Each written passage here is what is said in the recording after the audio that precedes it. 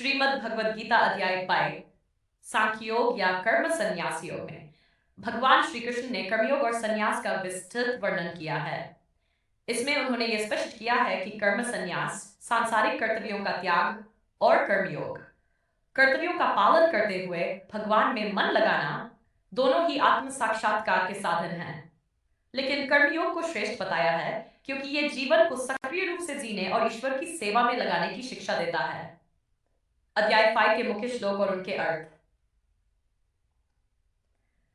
अर्जुन का प्रश्न। अर्जुन ने पूछा कि संन्यास कर्म का त्याग और कर्मयोग कर्म में लीन रहना में श्रेष्ठ कौन है।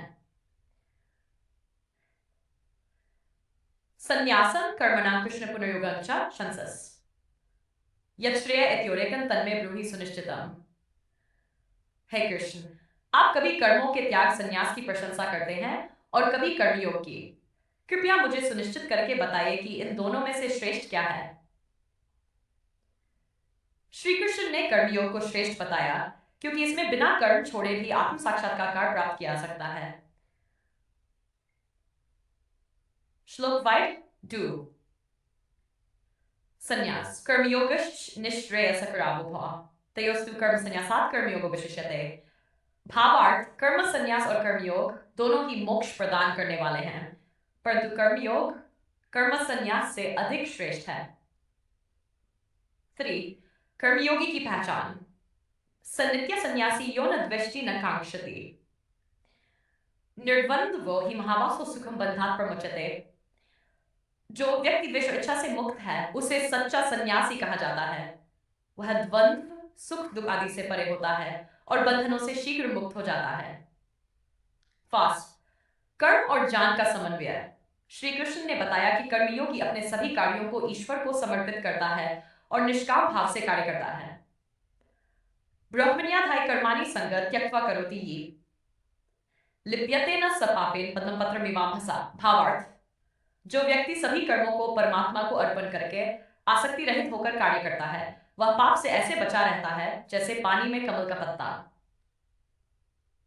समत्व का महत्व। भगवान ने स्वभाव को आत्मज्ञान की कुंजी बताया।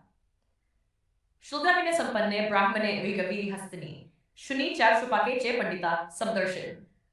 भावार्थ, जो व्यक्ति ज्ञान और विनम्रता से युक्त है वह ब्राह्मण, गाय, हाथी, कुत्ते और चांडाल को समान दृष्टि से देखता है।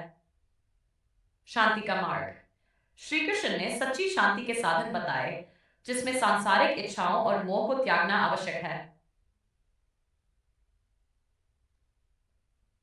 भोक्तारं यज्ञतपसां सर्वलोक महेश्वरम सुहृदं सर्वभूतानां जवा शांति मृच्छति।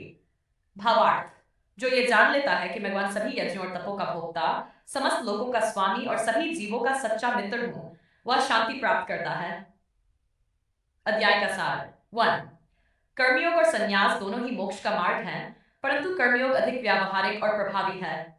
निष्काम भाव से कर्म करना और फल की आस्ति छोड़ देना आत्मज्ञान के लिए आवश्यक है। सच्चा ज्ञान समदर्शिता को जन्म देता है, जिससे व्यक्ति सभी में एक ही परमात्मा को देखता है।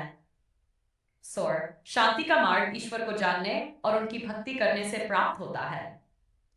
इस अध्याय में श्री कृष्ण ने यह सिखाया कि जीवन को ईश्वर के प्रति समर्पित कर कर्म करना ही सच्चा धर्म है। धन्यवाद। अगर वीडियो अच्छी लगे तो लाइक सब्सक्राइब जरूर करें।